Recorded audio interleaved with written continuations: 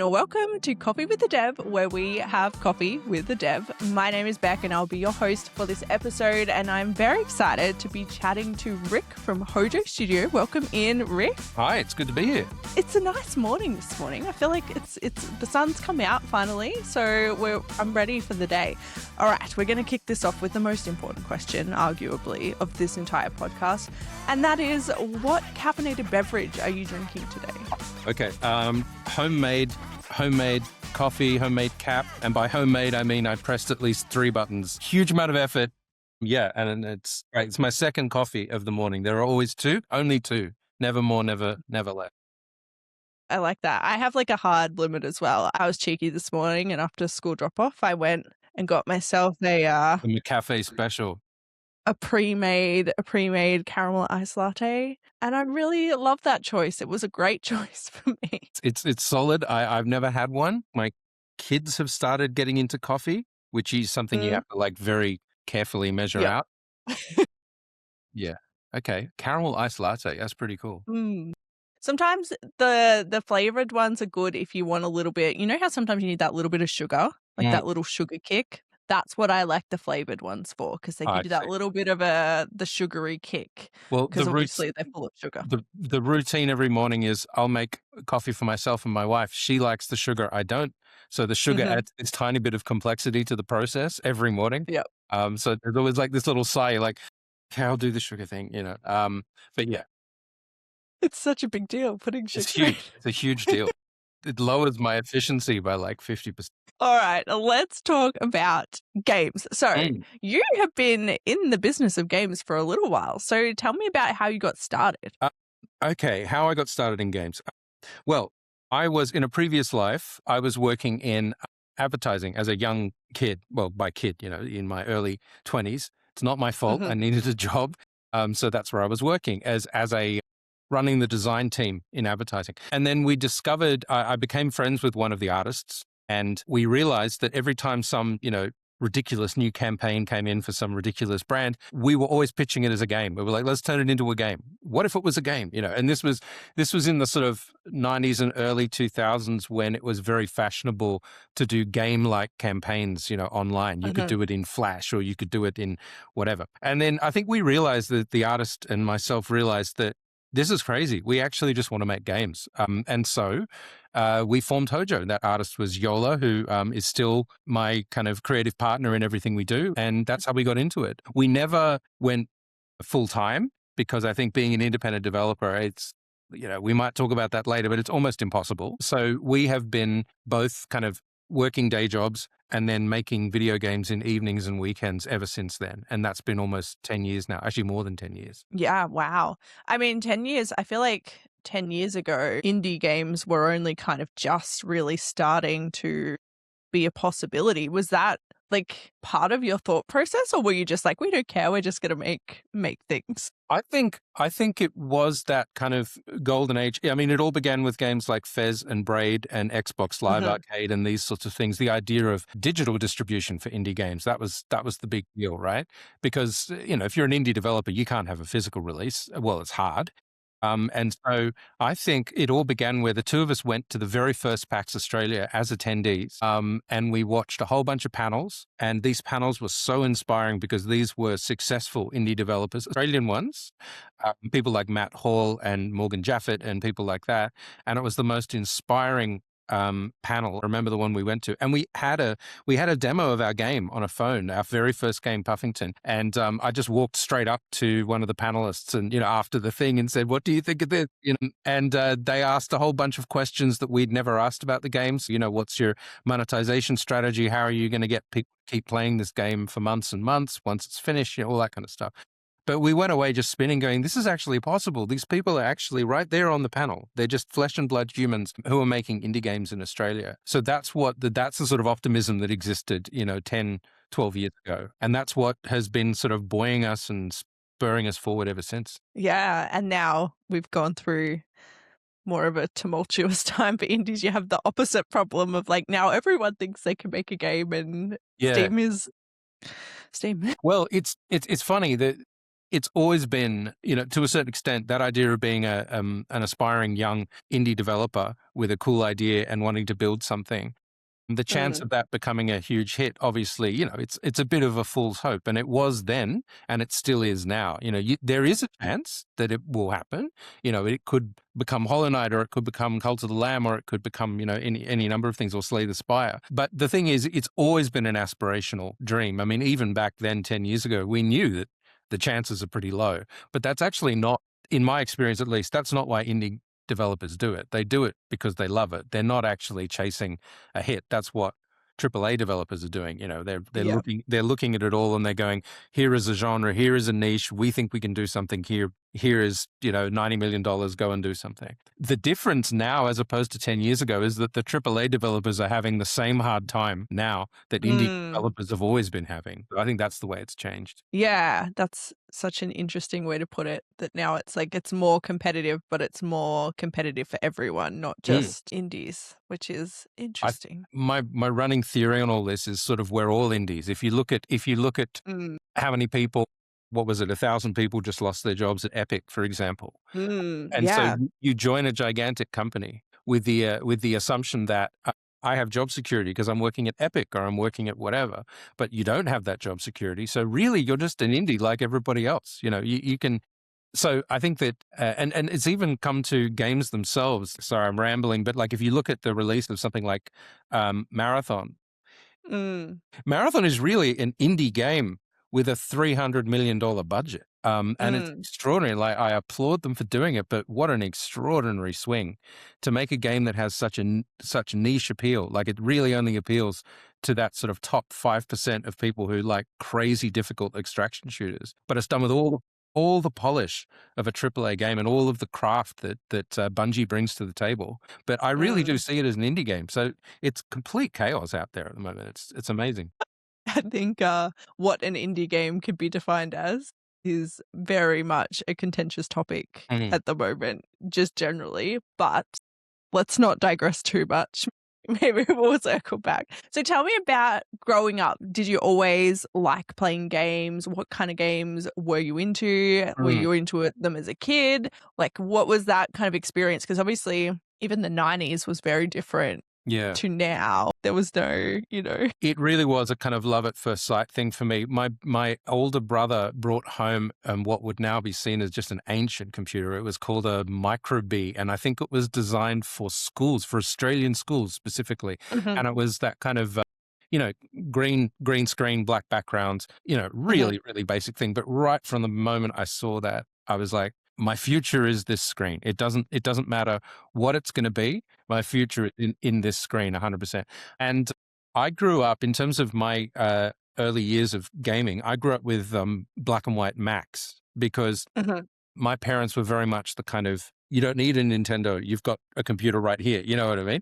But really, luckily, there was an incredibly strong, thriving, really indie gaming scene in black and white Macs. It was the kind of the shareware scene, as they said it, like the games would be distributed pretty much free, and then you would pay to kind of unlock. Yeah. So games like Dark Castle, Maelstrom, and even the early Bungie games like the original Marathon, the original Pathways Mhm. into Darkness, all that kind of stuff. So I grew up with Mac gaming. I didn't, if I wanted to play Nintendo, I had to go to a friend's place whose parents, were a little more tolerant. Yep. So yeah, and of course I grew up with those early NES games as well because my best friend lived nearby, and we would play everything from Mario to weird games like Trojan. I don't know if anyone remembers Mhm. that, but yeah, I mean, I played it all the time growing up, and I suppose deep down I always wanted to make them, and we were always dabbling in it with whoever my best friend was at the time. Um, so yeah, it was just a matter of time that it started to happen for real. And I think it was just the tools, like for example, the barrier to entry was sufficiently lowered that we could start learning Unity and start kind of throwing things together and just experimenting. Yeah, yeah. And so were there any specific games that you think inspired the types of games that you're actually making now? I think it's those black and white Mac shareware games. I think that's Yeah. really it because it made me fall in love with the idea of indie development, like small teams or solo developers creating these really crafted little gifts for players. It felt Mm. full of like love and secrets and all that kind of stuff. It was that kind of crazy idea of we have this very focused idea, not like a AAA game where it's much more planned out, but we have this focused idea and we're just going to cram all of this cool stuff into it and see if people find it. And I think Yeah.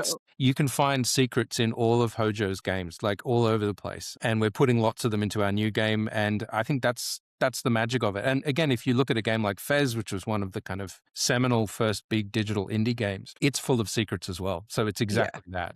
Yeah. Yeah. I think that was something I always remember growing up. Like the 90s, late 90s, early 2000s was my kind of childhood, and the games were different. And I think that's a big part of it, was there was so much hidden things, and you couldn't just look up a walkthrough. You couldn't just look up a YouTube playthrough or anything like that. Like you had to find the secrets, or you had to, get the magazines with the cheat codes in the back, and like it was just a different time where there was a lot more exploration, like natural exploration of games. And because you only had one game, like it was a big deal to kind of buy a game. So you really played the games that you bought, and you played them, and you found every hidden thing, and you clocked it, and you did this and did that. And so I think it's a bit of a different world nowadays, with so much information that you can just look up about anything. It's also it's also the attention span. So this predated social media, right? So you would play games and there was no second screen. You were 100% in that game. And you would grind away at it until that secret revealed itself, or you'd start fresh again and all that kind of stuff. Whereas now, in this kind of Ubisoft age or whatever, it's just like, it's been 5 minutes, I'm not entertained, I'm just going to go and do something else. And that's the way I think games have changed a lot, because games, again, as Tim Sweeney said in this Epic thing, games have to compete with TikTok now. They have to compete with Roblox. They have to compete with a million things where your attention has to be grabbed instantly. Otherwise, they'll lose the customer, Yeah. It's actually something I talk to about with my kids a lot. Because they've got the iPad, and they'll go on, and find a game, and then it's riddled with ads. And it's like, well, that's why the game's free, because that's how they're making money, with ads. And they're just trying to hook your attention and then make you want to buy something, or make you want to, watch the ad so you get this bonus. And that's how they're making money. And so like, it's really interesting having that conversation with them, because it's not obvious to them necessarily, and like talking about what actually makes a quality game versus, just slop that's trying to make money, basically, has been really interesting. And there is some really great games that you can get on like iPads and mobile and things like that, but some of the stuff out there is so poor quality. It's such a it's a bigger issue than I think people realize, even for kids these days. And the games that they are getting exposed to is so different to what we had growing up. Like, I couldn't imagine what it would be like. I think it's like, as adults, we've developed the ability to kind of, try to look past advertising, or try to kind of blank it out, or create a blind spot for it. And it's crazy to me with, my kids or whatever, that at the age of maybe 12 or 13, they've already developed that thing that adults have, where they're trying to they're just blurring their way past it. And there's a kind of loss of naivety there that I sometimes regret. You know what I mean? That it's this kind of, they've already become jaded a little by all of this sort of stuff, because they've been blasted with this information so young. Yeah. But I think the backlash to that sort of thing is definitely coming. I think that kids are now getting smarter, and they realize when a game has predatory mechanics, or dodgy economy, or all that sort of thing. I think that they're starting to reject a lot of those games now, I hope. I think we're getting there, at least with our kids. I feel like they're, slowly learning the lesson of like, oh, hold on, but is that actually going to be a good game? Probably not. Look at the reviews. It's a whole different world, but yeah, it's really interesting. So I guess, have you done any formal study for gaming, or is it all self-taught? No, I've never done any formal study.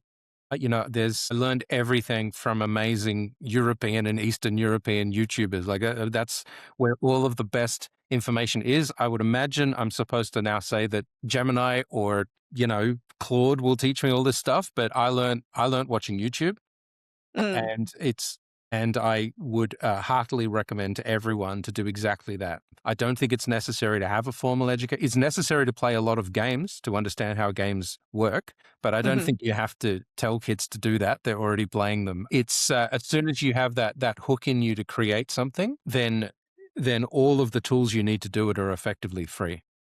Mm. So I think it's just a question of time and motivation, which is amazing because not everything is like that. If you want to be a championship basketballer, you may not have the physique and you may never have the physique. You know what I mean? But with video games, really, you can do it. You can 100% do Mm. it. You just have to jump online and look at how other people are doing it. All the information is there. Yeah, it's so cool because I feel like there's so many ways to get into developing games, and there's so many different programs, and there's so many different kind of, there's YouTube, but then there is formal education, but then there is like just going to game jams and messing around and things like that. So it's such an open kind of industry to enter into, and then you have games adjacent things like what I do and what other people do. So it's such a cool kind of industry to be like, no, there's really no barrier to entry here apart from you. And it's the ultimate cross-discipline thing. Like, as you said, if you're a Mhm. broadcaster, if you're a journalist, also if you're a musician, anybody can get into games. A lot of the games events I go to, I run into musicians who've been working in other industries, other Mhm. parts of music, and they just want to get into games because firstly, lots of them are being made. There's way more games being made than films, for example. So if you're a composer, you should be thinking about games. Yeah, absolutely. I feel like music in particular would be really fascinating for games to compose, especially the games where the music changes dynamically depending on what's going on. That would be really, really interesting as a musician, I feel like. But I won't go too far down the rabbit hole. So you're not full time. You've never been full time? No, not for games. Not for games. Okay. So how have you managed to balance, because you've released quite a few games now, haven't you? Yeah, we're working on our fifth game now. Yeah.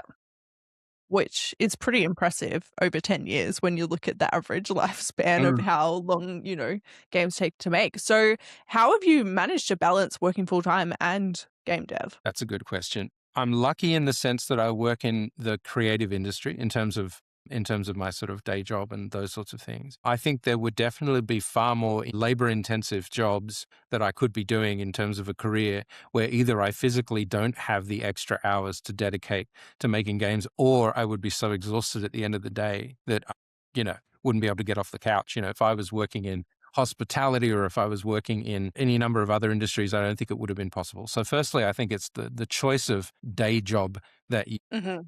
you have. Not going to lie, the whole COVID thing and working from home, that helps a lot because then you don't lose hours with travel and you don't lose, a whole bunch of other sort of things. That's a double-edged sword, as I'm sure a lot of people would say, because it isolates you a lot. But yeah, that was part of it as well. I just think I've been very careful to choose roles that aren't, real workhorse, brutal, someone standing over you with a whip kind of jobs.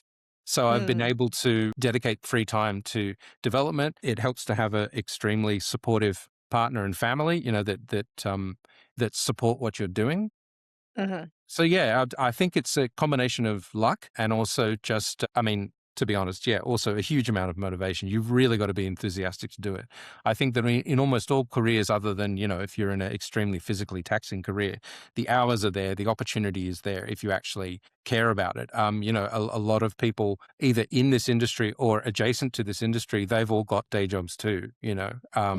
There's just not enough money around to do Mm. something like this full time. You might be lucky enough to get an amazing grant for a game concept that you've got, but that's not the same as having a full-time job. That's just runway, and that runway will run out eventually. So yeah, it's hard, but yes, it's about choosing the right main career that you have, and then also just having a lot of motivation, being willing to sacrifice your free time. Yeah, absolutely. I think it's probably most common that game devs aren't full time. Most game devs I talk to have some sort of part time or full time job to support what they do, Yeah.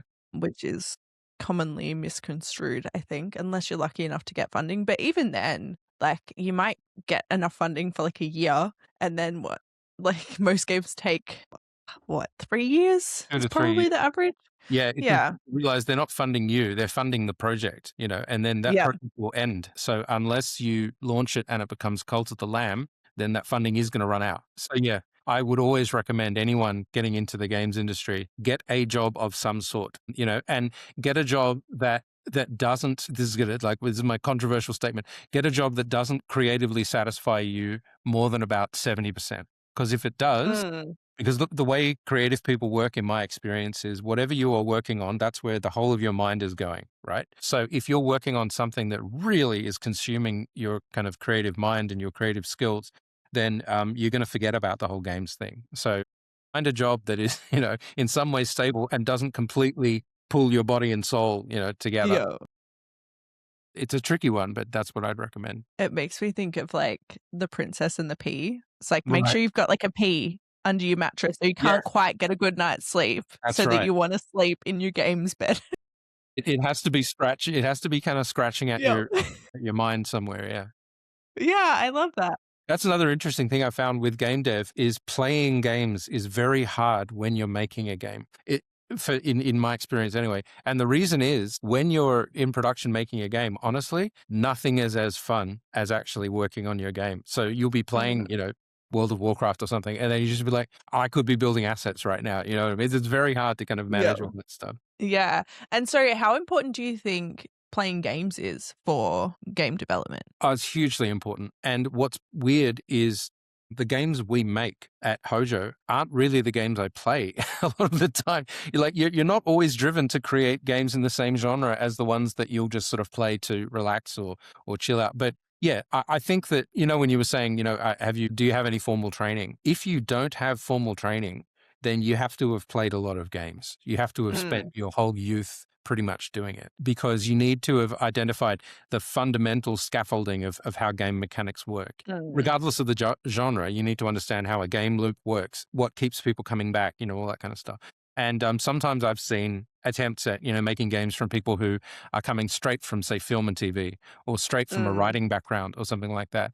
And you look at it and you go, you've clearly not played a lot of games when you were young, and I'm not saying the games were bad. It's just you look at them and you go, there are some, it's like, put it this way, it's like if someone spends all their time solving everything with a calculator before they learn basic maths in school, you know what I mean? Yeah. And if you're relying on the calculator, you sit there and going, you don't know the fundamentals of maths, So the fundamentals of maths is to actually just play a lot of games and get a feeling of how the game should feel when you're playing it. That's Mm. the most important thing. Has there been any, like, completely random games that have inspired how you've made, like, some of your games, like, that you wouldn't think, like World of Warcraft? Because obviously, the stuff that you make is more on the heavy, like, on the quite humorous, Mm. and I know you've got Bravecard is quite puzzle. Mm.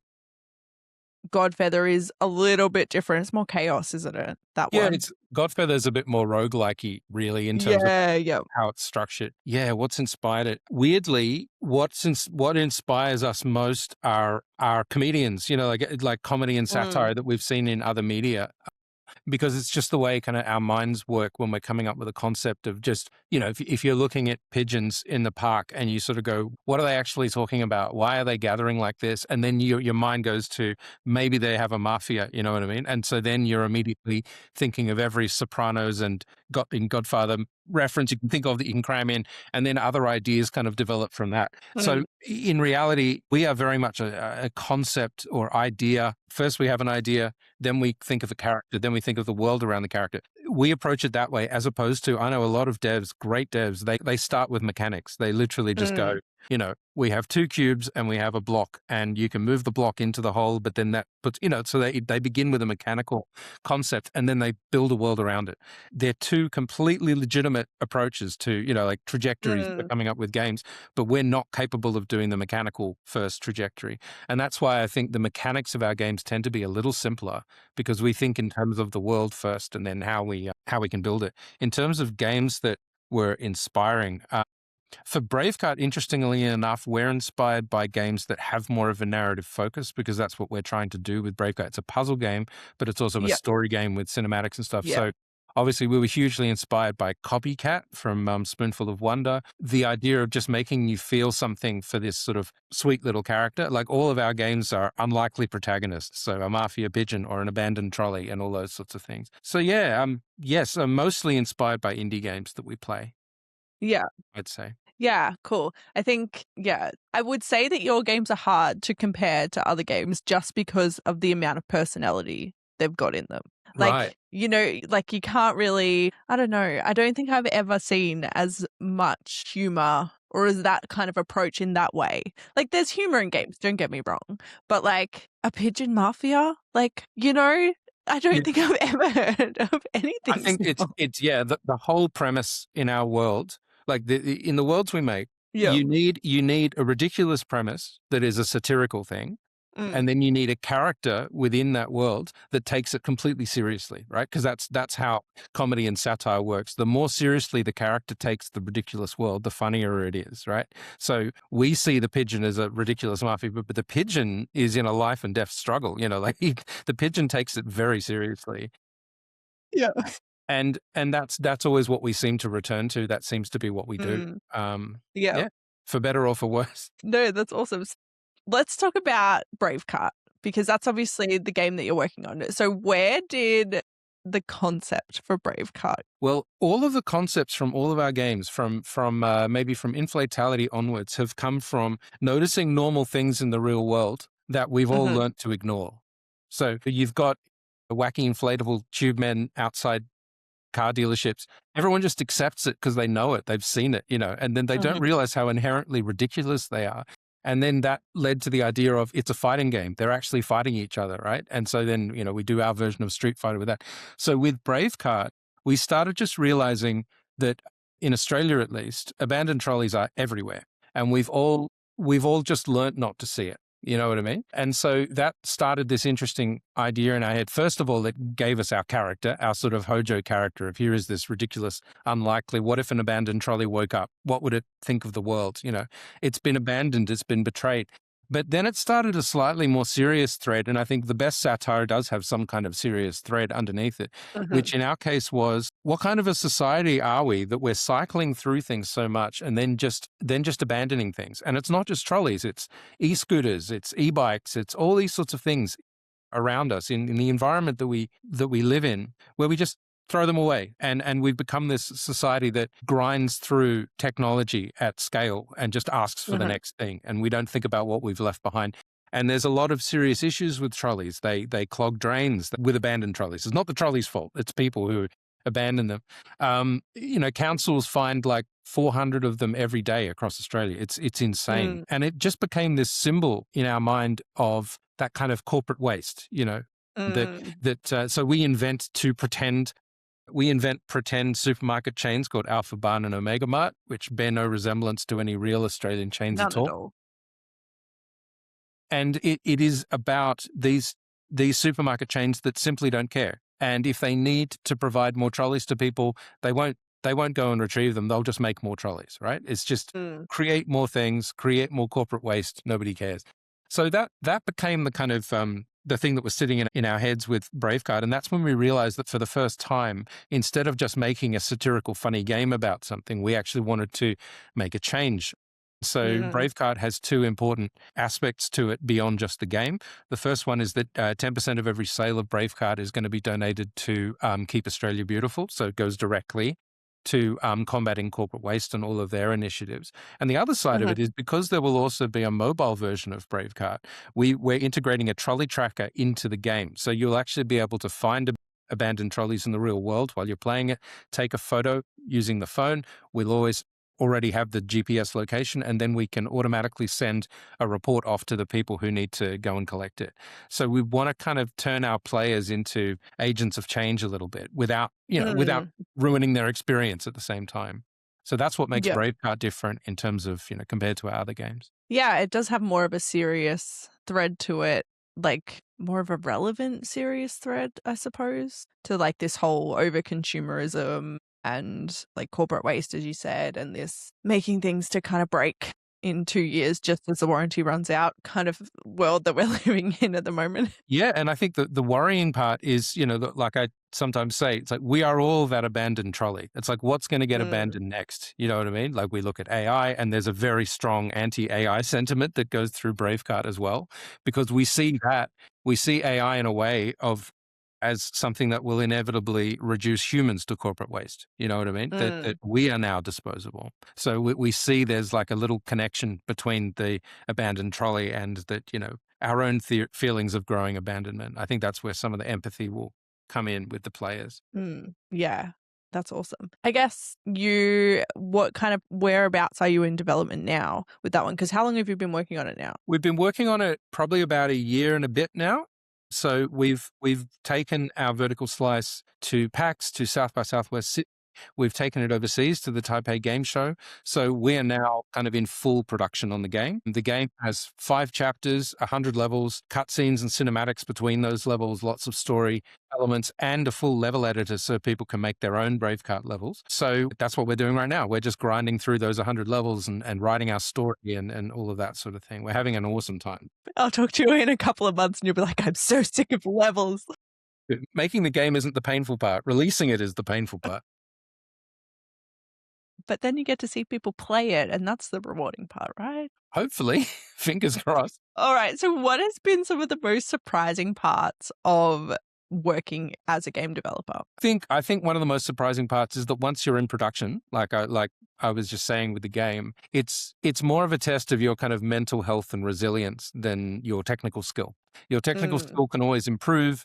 You can always there will always be people to help you. It's about resilience, especially when, as you say, not a lot of indie devs are working full time. So, Netflix is right there. And it's always tempting to just kind of do that instead of working on your game, and working on it when you're tired, pushing through when you'd rather just sit on the couch, So I think that's that's one thing. The other thing, like I said, is that playing games becomes difficult when you're developing. So that's another thing that you have to kind of, it may just be my experience, but it's another leisure activity, recreational activity that you have to kind of give up because you need to sort of, in some ways, stay focused. The other surprising thing is just realizing, as a broadcaster, you would 100% know this already. It doesn't matter how often or how loudly you tell the world all about your game, you're still mostly likely to encounter people who've never heard of it. And so you need to just have that relentless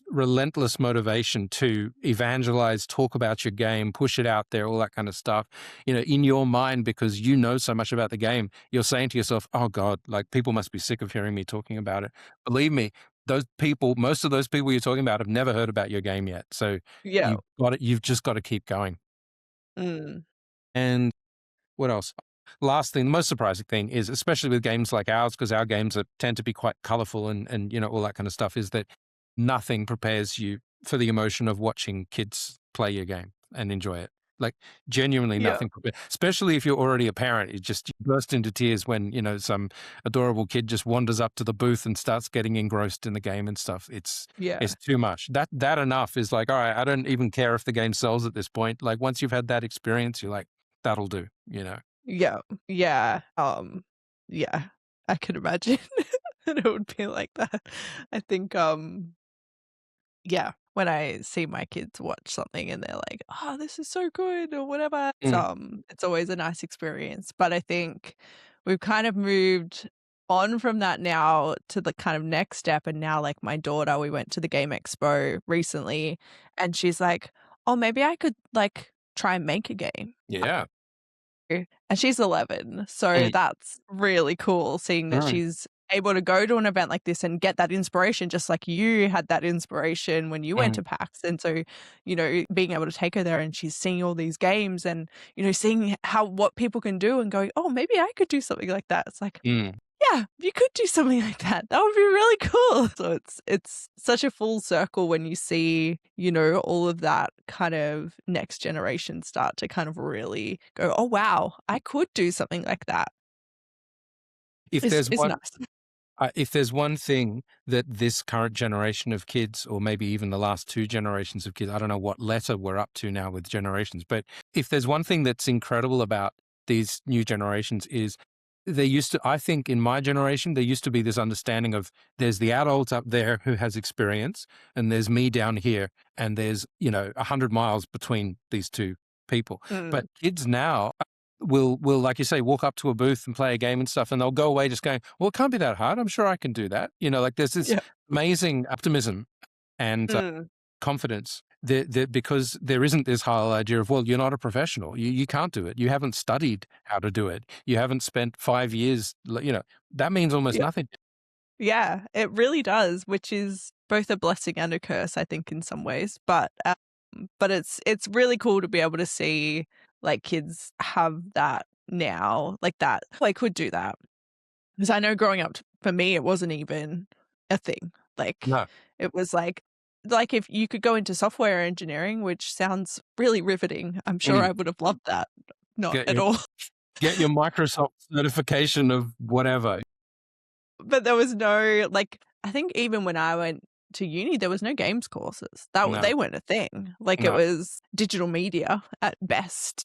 Multimedia. So yeah, that was it. So it was it's a completely different world for kids growing up. And then with, the University of YouTube, it's so accessible to be able to just start. Why not? It's because it has that double, it has the double advantage of, firstly, YouTube gives you the answers you need. Secondly, it also convinces you this person is just a person sitting in their, in their bedroom making videos just like I could be, so it also shows you how within reach it all really is. Yeah, absolutely. It's incredible. So obviously showcasing your game in real life has been a highlight, but what have some of the other highlights been for you so far? Specifically with Bravecart, I think the advantage has been having an amazing charity partner in Keep a Stroke Beautiful and all that kind of stuff, being able to work with a partner on something, it's not normally part of the indie experience. Normally you're just sort of in a dark room kind of doing it all yourselves. Being able to talk to local councils and schools about issues raised by the game and, giving free copies to schools and all that kind of stuff. So, I mean, that's pretty cool. I think just creating something that's more than pure satire this time around is going to be good. But yeah, and like I'd already mentioned, Taipei Game Show, that was pretty amazing. So just going overseas to show the game and to see how people from a different country respond to the game, which luckily because it is a puzzle-based sort of thing, it almost doesn't need language. There is dialogue and language in the game, but it doesn't really need it. You can sort of figure it out yourself. Yeah, I mean, those are the main highlights. It's always just watching people play your game. And I see a lot of indie devs who aren't prepared for that. They might set their game up on a trestle table somewhere and they don't know how to, it's hard to express what the game is about because it's been living in your head for 6 months and all that kind of stuff. But the experience of watching people play it, that's when you realize that that's why you actually are doing all of this stuff. So yeah, that will always be the highlight, setting up a booth, watching people play it. Random people and families and all that kind of stuff. It's pretty awesome. Yeah, that would be very cool. I get happy seeing other people play, people that I know who are working on a game. When we walk around and I see kids playing, a certain game, I'm like, oh, that's so cool that they get to play that game. So I can't imagine how it would be for you, who you've actually put your blood, sweat, and tears into this project. Yeah. Yeah. It's super emotional, especially when people notice weird little secrets you put in, and because you put these things in going, someone will notice this, maybe, or maybe it'll just be us. But yeah, that's always a magical moment. Yeah, that's so good. But we know it's not all the highs. So what have some of the challenges been for you throughout this time? Funding. Yeah, I think it would be the first. Funding and visibility. These are the two monsters of indie development. Our game specifically, Bravecart, exists in a kind of weird space where it's not what you would classify as an art game, I suppose. It's a satire, and despite being positioned as a game for change and all that kind of stuff, it's very hard to get. Look, it's hard to get screen funding full stop because the amount of money available, the bag of gold is so tiny that very good games. I'm not saying our game is a very good game, but very good games still don't get funded because it's like anything else. If the space, if the stage is incredibly small, you're going to have 1,000 people trying to crawl up onto it. And I think what needs to happen in Australia is the funding model has to be expanded so it becomes more about eligibility rather than the Hunger Games, which is what it is right now, you know. So it should be Yep. more about, you know, have you released a game before? Are you taking this game seriously? You know, have you got a business plan? Have you been able to put these sorts of things together? And honestly, the applications, the applications available for grants have all that stuff, and that's great. They're actually really well structured applications because they force you to do very serious grown-up thinking about your game. So it's an amazing obstacle course for any aspiring dev to get through, because you can't get through it without having to think seriously about a whole bunch of things. So that Yeah. part of it is fantastic. The problem is so few can get through that it is not actually, it tends not to be about whether you've put together a great business plan. It tends not to be about those sorts of things. When so few games can be chosen for funding in this country, it becomes a bit of a flavor of the month kind of situation, you know. Yeah. Yeah. And you never really know why you did or didn't get funded. It just, you got lucky, you know. Yeah. So yeah, it's tough. It's very tough because games take a long time to make. They, you know, I'd be very surprised if a good indie game takes less than 2 years, because we're not doing it full time predominantly. You hear a lot of things about, you know, we're a team of 6 people and we threw this, you know, friend swap thing together in 6 months and now it's got 8 million views. Believe me, that's probably their 9th game. They've done a whole bunch of games before. They probably had funding. They've got metrics on what does and doesn't work. Like, don't believe the hype when it comes to these kind of overnight successes. They're not. If you look at a game like Peak, like a big indie game that blew up like Peak, these are the people who made Tabs, you know, and games that were already phenomenons in the past. It doesn't just come Yeah. out of nowhere. Yeah. And these devs need to be supported. This industry needs to be lifted up so they can become teams of 6 that create $1 million exports for Australia.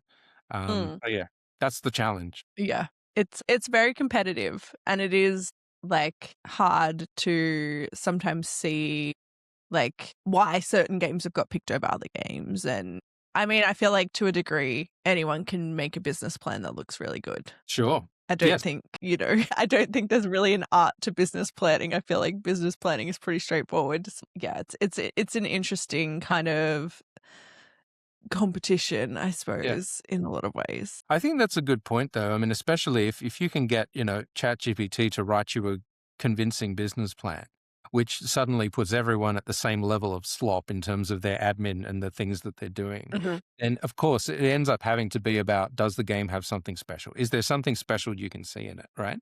Yeah. But I think if you think of the games that get funding as like a big bag of marbles, you have to, 50% of those marbles can be more in the art game space, because those games need support because they certainly wouldn't exist any other way, right? So that's totally important. But I think 50% of that bag of marbles also have to be games that have some commercial potential. And when you find the way any investor works, not even games, you know, whether they're investing in films or music or anything else, usually you'll see that split. They'll go, we're going to divide our assets up into, here are some things that are, you know, high risk, but we think they have a great deal of artistic merit. They're kind of prestige projects. So we'll do that. And then here's a bunch of kind of popcorn stuff that we know, you know, might actually blow up and might be big. Both of those sides of the equation deserve support. So I think that's the dilemma that I see. Yeah, it's a minefield. I'm really glad I don't have to navigate that.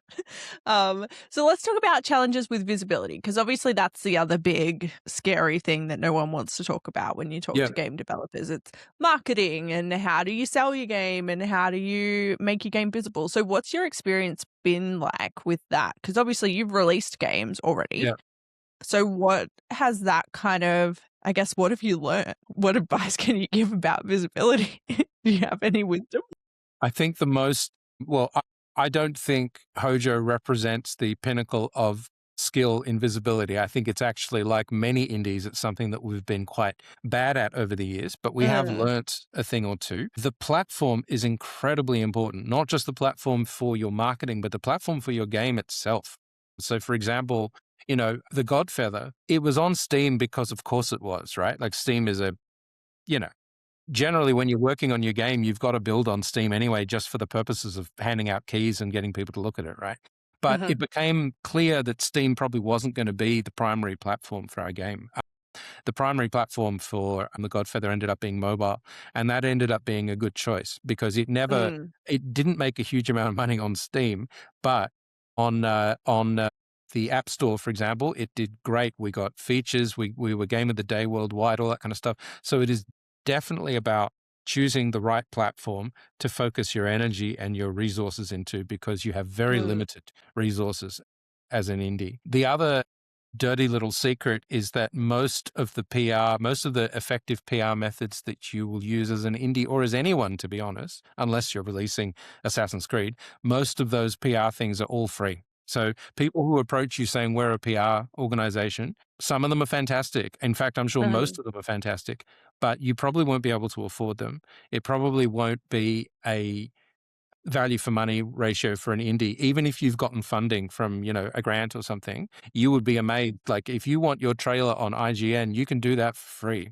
They don't charge you for that, right? If you know the right email address to send that to, or the right, train to hitch your trailer onto, it'll get up there onto IGN. It'll happen. You don't need to pay someone to do that. But it does involve a lot more work, right? It involves having almost no pride whatsoever. You have to be willing to spam people, send emails, go to every event, like literally run down every lead. It's really hard because it's almost the diametric opposite of how most indie devs work and most creative people work. Creative people I used to think that it was purely just, we don't have time. I used to think, we're too busy building the game. We haven't had enough time to market it. So it was just that we didn't allocate our timing properly. I realized that's not the case. It is a sensibility. It is actually a completely separate skill. And it's not as simple as just going, well, I should have spent 3 months marketing it. I only spent 3 weeks marketing it. You actually have to be in a mindset to market a game. It's not as simple as just posting it on X. There's almost no point posting anything on X anymore because the algorithm is broken. Yeah. So it is, right? But so you have to be willing to just throw things up there, be relentless in your marketing. You need to have an iron will as far as people telling you your game looks terrible, and getting hate or in fact, hate is good because hate is still a reaction. It's the disinterest. It's the wall of apathy is the thing that you need to steel yourself for, that you kill yourself making an awesome little clip or a trailer, you throw it up and there is no response, right? And the problem is, if you're somebody with a creative mind, the general way creative people respond to that is like, well, to hell with it. I'm done. You know what I mean? I tried, I failed. Yep. Screw these people, right? That's not how marketing people work. They just go, all right, we'll do it again, and we'll do it again, and we'll do it again. So it's that kind of, marketing is like an extraction shooter. You get killed, you lose all of your loot, and you have to just get back into the fight every single time. Yeah. It's really hard for creative types. It's really hard for makers because they'll convince themselves that it's just some silly little sending emails thing that they'll get to. It's not that. It is a fundamental part of game development. Yeah. It's always the thing that people are like, marketing. Like, there's very few people that I've met, like game developers, who are like, yes, marketing, I know exactly what I'm doing. I've got a whole plan. And like, I can see why PR companies exist, because of course you want to outsource that. Especially because that is the thing that kind of is opposite of what you're like. Yeah, it can be creative. Like, marketing can be creative, of course, but it can also be brutal. And like, just Well, no shade at all. Sorry if it came across that way. No shade on PR companies. They're actually fantastic. I'm just saying that developers need to realize that, yes, in some cases they have great connections, and in some cases, they know a person who knows a person who knows a person who can get the thing. That's very true. But the reality is they're not performing miracles and they're not casting spells. They're just doing the grind because they have just that taking mindset. that off you. Yeah. So, if you think that you can develop those skills yourself, then that should be your first port of call before going to a PR company, because, yes, it's a specialized skill, but what it actually is a specialized mindset. And they don't have the emotional connection to your game that you have, which is also an advantage, right? Yeah. So it's a mindset thing. Yes. It 100% is like a mindset thing. I reckon I probably have mental breakdowns every couple of months. Like, no one's watching my stuff. I work so hard on it. But then you're like, okay, I'll do something else. Cool. Yes. Let's just do something else. We got it. This is exactly, yeah, this is how every indie feels when they put up a new screenshot or something. Yeah. And Yeah. then absolutely arbitrarily, some other indie puts up another screenshot and they have 2,000 likes. And you're going, this is insane. How is this happening, right? Why? Why did this work and not mine? Why? The difference is a PR person will go, okay, how have we not gamed the algorithm the way we're supposed to? Whereas a developer will be like, my game is terrible, everybody hates me. You know what I mean? So Yeah. they take the right lessons, whereas developers take it all personally. Yeah, and it is so hard to get into a different mindset like that of not there's not necessarily things wrong with your content or your game or whatever it is, but maybe it's the way that you're telling a story, or maybe it's the hook that you used in the first 3 seconds or something ridiculous like that, or it's a minefield. But it's kind of fun when you take it as an experiment instead of like I don't know, if you don't take it too seriously and you take it more in a way of like looking at it curiously and like, "Oh, I wonder if this will work. I wonder if this will work." It can be fun to actually just mess around and kind of say, okay, well, I wonder what will work for this. I'll let you know when it starts being fun for us. Okay. It hasn't happened so far. You're not experimenting enough. Clearly not. No, it's a whole thing though. Like most of what I do is probably more on that marketing side. And yes, I do a lot of work on that. Anyway, what's something I guess this kind of ties in. What's something that you have found yourself doing as a developer that you didn't think would be involved in being a game developer? Yeah. Look, we've already discussed the kind of the PR and the marketing thing, so we don't Yeah, need to go back over that's that. usually the obvious one. That'll be the biggest one. The other one, of course, is as soon as you start taking it seriously, as soon as you want to be in a situation where you can apply for grants and things like that, you have to accept that what you are engaged in is a business, which means you are going to be doing taxes, you're going to be writing funding applications, you're going to be filling out endless forms, having conversations with banks, trying to explain finding weird acronymed documents that Steam wants, and they won't put your game up on Steam unless you have it. You will be surrounded by acronyms you'll never understand. Yeah. And then the hard part is as soon as you start most of that, like as soon as your game actually is a business, even if you don't think your game will your game organization, let's say, even if you think your studio isn't going to incur oncoming costs, it will. So you got to do your GST, you've got to do various statements, there may be bank fees, that it's quite a thing, to decide that you actually want to do this as a business. So I'd say, yes, need to be prepared for a great deal of kind of admin and taxes. I know that's not an exciting answer. No, but it's What's real. something other things you have to, it's a more physical job than you think. Okay. You think that it's a job that you'll just do sitting at a desk, but no, if you really want to become someone in the scene, you've got to go to events, you have to stand by a desk, you have to be, and I say this because there are a lot of game developers, there's a lot of Venn diagram crossover between, say, game development and neurodivergence and people who may not be the most comfortable, having big conversations with strangers and all that kind of stuff. Mm-hmm. You can't do this unless you're willing to have big conversations with strangers. You're not going to be able to booth. You're not going to be able to show at an expo. So, these are skills you may not think you need to have, but you really do need to have it. Unless you think you'll be able to make a game that has so much cut through, so much, instant success, unless you're going to build Schedule 1 or something where no one knows who you are, but your game has sold, 30 million copies. That could happen. But the other thing is, this is a scene. This is an actual social world. And it's worth knowing the people in this scene. And the people who find success are people who have established relationships with, when you go to big events and all that sort of stuff. So, yeah, I mean, it will involve some marketing of yourself, not just your game. So, yeah, I was surprised I was surprised how much of that I'd end up doing. I also ended up being surprised, and this isn't so much something that you have to do, but I do a lot of talks, and I actually fell in love with doing talks. It's heaps of fun, but that was something that surprised me. But yeah, it was a lot of fun. Yeah. I think I notice a lot of like, we obviously interview a lot of people, especially at events. And you can definitely tell the people who were prepared for that and who weren't prepared for that by how they speak about their game. And the reality is, like, usually when we're interviewing, we're asking you the same sorts of questions that people who are interested in the game will be asking you, maybe in more of a formal way. But it's interesting seeing, people who have prepared that and who haven't prepared that. Mm. And it does make a huge difference on your understanding of the game. And sometimes you'd speak to someone and they'll describe this game, and then you'll look at the trailer and you'll be like, hold on, this is not what you described to me. Why didn't you talk about this? Why didn't you talk about this? What's your main marketing point?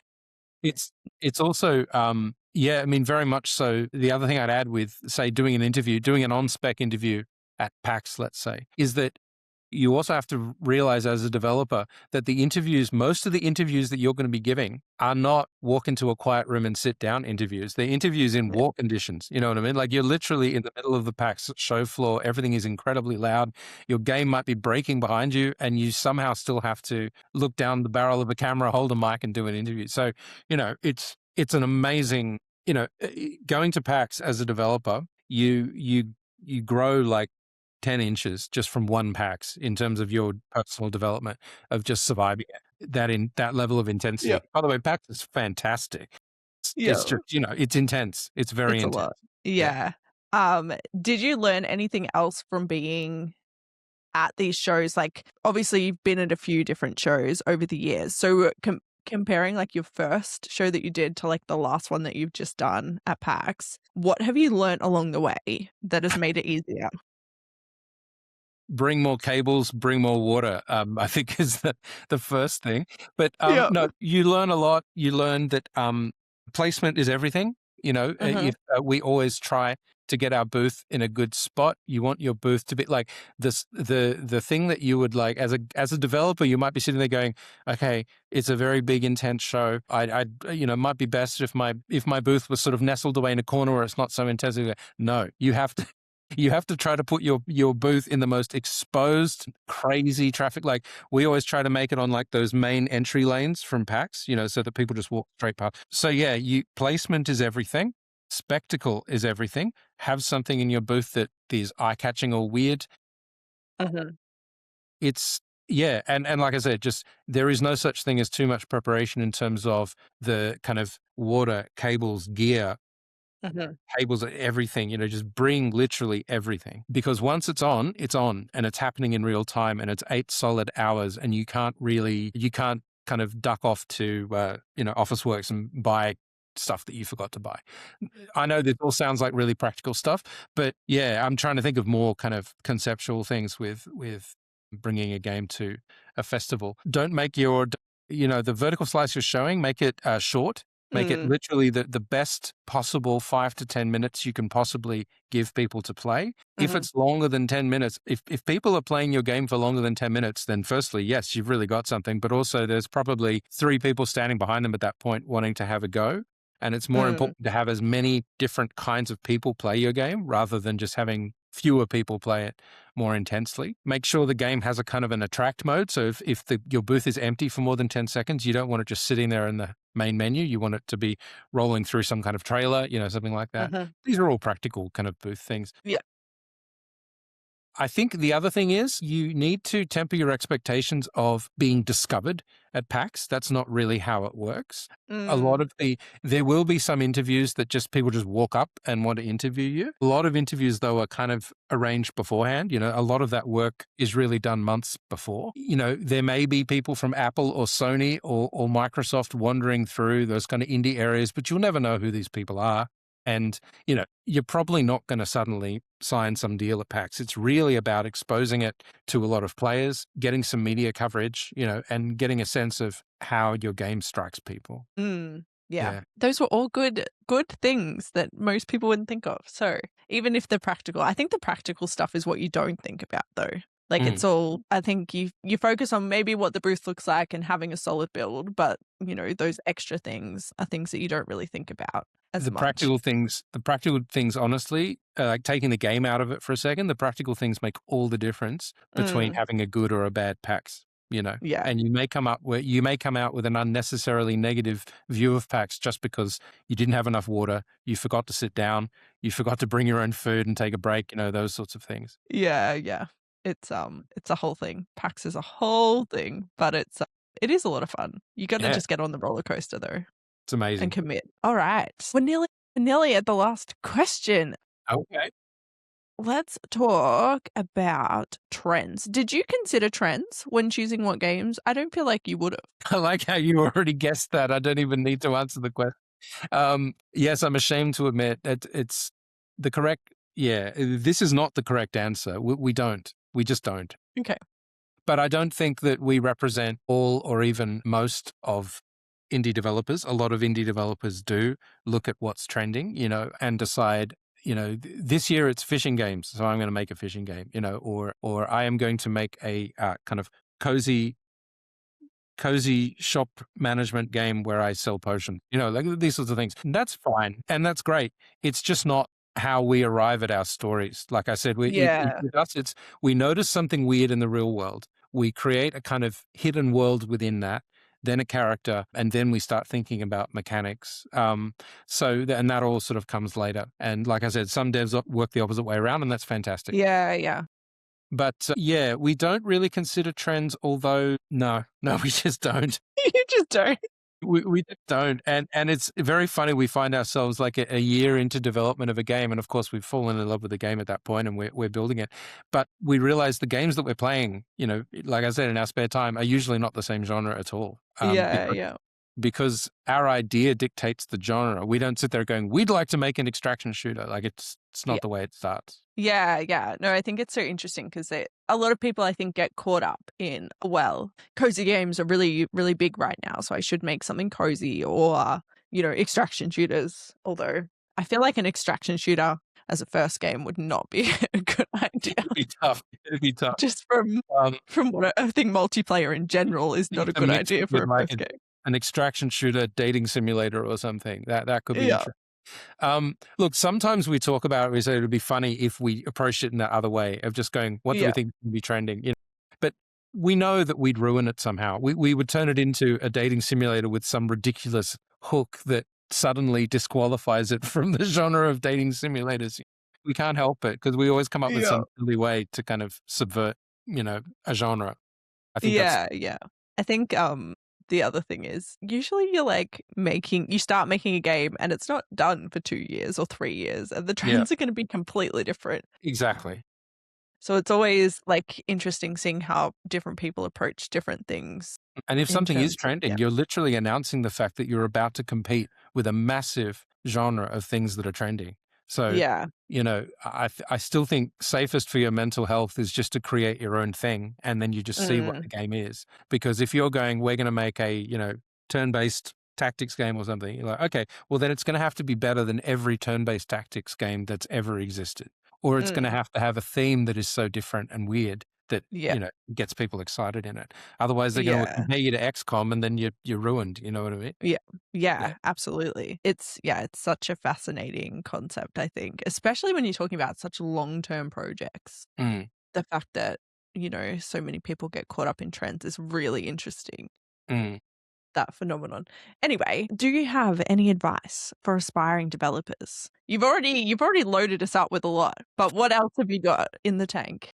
Look, I have the practical one and then I have the kind of philosophical one. I think that the practical one is just develop the ability to stand up and talk for 8 hours straight for 3 solid days. Otherwise, you need to figure out how to do that. Otherwise, you're going to have a hard time. Drink lots of water, lots of coffee. But more philosophically, I'd say you have to, and this comes straight off that discussion we were just having about genre, right? You have to just make the things that you want to exist. You have to focus on that. And there is a tendency for people, there's a tendency to feel that if you've gotten knocked back for a fund or a festival or something like that, that what you're working on is that it's somehow a judgment on the quality of your work, that it somehow isn't valuable or meaningful. And I can guarantee you, no matter what you are working on as an aspiring dev, whether the game will be released or not, whether it'll end up on Steam or Itch or somewhere like that, I guarantee you that what you're working on is meaningful. It has a purpose. It makes you feel good. Therefore, it is in some way a good thing to do as art. Chasing success is it's like chasing the wind. You will have a much better time just being super proud of what you're creating and the kind of love you're bringing into the world. That's what guides us in everything that we do. You have to be willing to redefine success. Success is not just wish lists and it's not just sales. That's a part of success, but it's a question of what you're chasing. So I think a lot of indies, if you really spoke to them long enough, you realize all they're really after is an audience and a medium to express themselves. And games are an incredible medium to do that because it's every single discipline wrapped up into one thing, right? It's music and art and writing and animation and all that kind of stuff. So if you use that vehicle to reach an audience, it doesn't matter how small the audience is, then I think you've already succeeded. So that would be my advice, is follow through and finish these things and release these things and see what the world thinks. And, success will or won't come in various forms, and that's not why we're in this. We're in this because it's what we love to do, it's what we do. So, yeah. I love that. That's such a great little summary of why create, I think, in general, not just for games in general. I think that applies to everything. Yeah, it does. Yeah. Awesome. All right. We're going to wrap it up there on that really lovely note. Thank you so much for coming and chatting with us all about your development journey, about Bravecard, about the Godfeather, all of those things. We will make sure we leave a link in the description so you can check out any of the games. We're going to wrap it up there. Thank you so much for coming on. Thank you. It's been fantastic. It's been a great discussion. It has. It's been fantastic. There's so many nuggets of wisdom, and I love hearing everyone's different takes on the same things. It's fantastic for me. It's oh, that's a new thing. Cool. Awesome. We're going to wrap it up there. Thank you for watching. And until next time, stay caffeinated.